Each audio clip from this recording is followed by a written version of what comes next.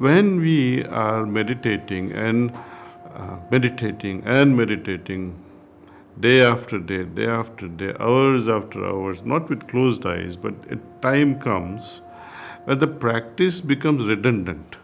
You become meditation. Daaji, the youth of today aren't really convinced by what the scriptures say or what the gurus say.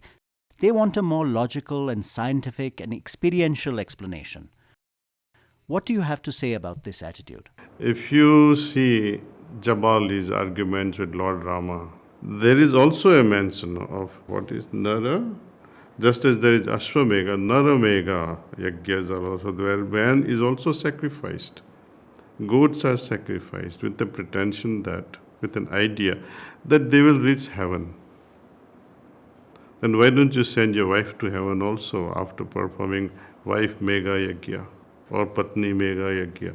So when such arguments are brought in front of youth, who would agree?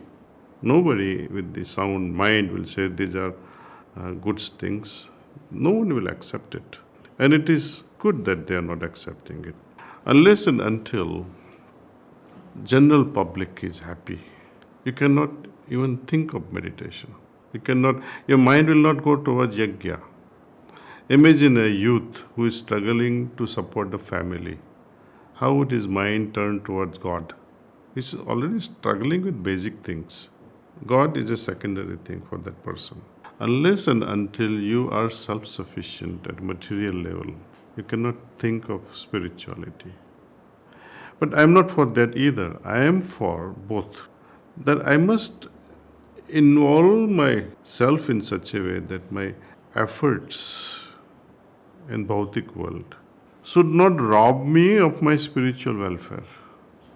At the same time, I should not pay so much of attention to spiritual life that my Bhautik material life also suffers. I must be able to integrate both. Daaji, the spiritual and the physical worlds are vastly different. So, how does one integrate the spiritual and physical worlds, the spiritual and material worlds? How does one seamlessly integrate the two? Let me give you a small example. When did you start learning your bicycle? When you were very young, you fell so many times. You bruised your knees so many times. You cried so many times. A time came where you were able to bicycle without using hands also. Effort made things automatic. It becomes your habit, it becomes your second nature. So, automatism is the key. As you practice things more and more, it becomes your second nature. It becomes your subconscious effort. Then see. And whenever there is subconscious effort, there is zero energy wasted in it. When we are meditating, day after day, hours after hours, not with closed eyes, but a time comes where the practice becomes redundant. You become meditation. Your life becomes meditation. Every breath becomes meditation, then see. Then there is no effort required, then see. Then you can say my material and spiritual life is integrated. Daaji, what is unique in heartfulness meditation? The beauty of this heartfulness way of meditation is use of pranahuti, use of transmission, yogic transmission, which is not there with any system. It is this yogic transmission that makes all the difference. Like when you close your eyes and meditate with the method I give you. Okay. You can have, let us say, a scientific study also, that you can have 10 people, 10 subjects, and ask them to meditate with the method we give. Okay. Select other 10 subjects with the same method, but with yogic transmission from the trainer, and see the difference. You can interview them, or if you had those EEG put on their head, then you will know the difference yourself. They don't even have to speak. The next question Daji, is there anything else that influences the experience of meditation when we are meditating with transmission? This individual openness and receptivity will control the yogic transmission, and that changes everything.